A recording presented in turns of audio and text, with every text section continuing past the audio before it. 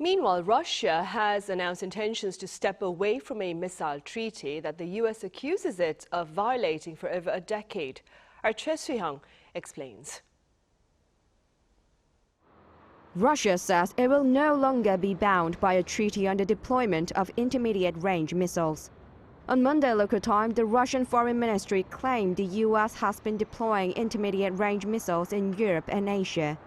Moscow said the move is a response to new threats.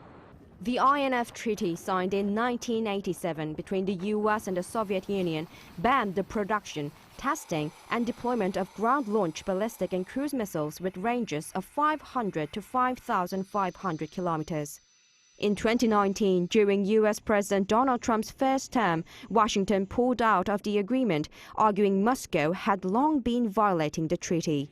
Russia denied accusations of violations, continuing to hold back on developing missiles banned under the treaty.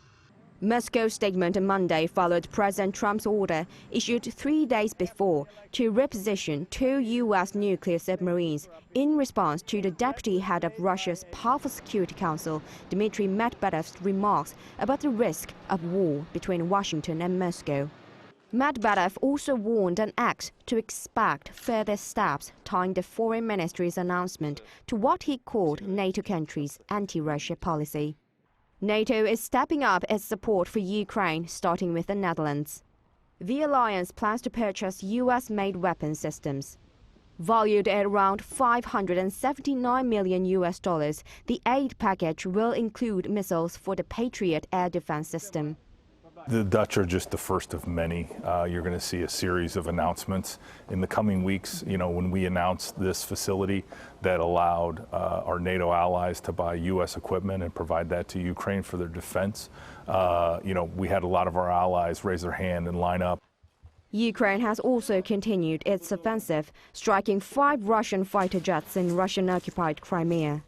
Ukrainian President Volodymyr Zelensky claimed Ukrainian forces are also facing mercenaries from China, Pakistan and Africa.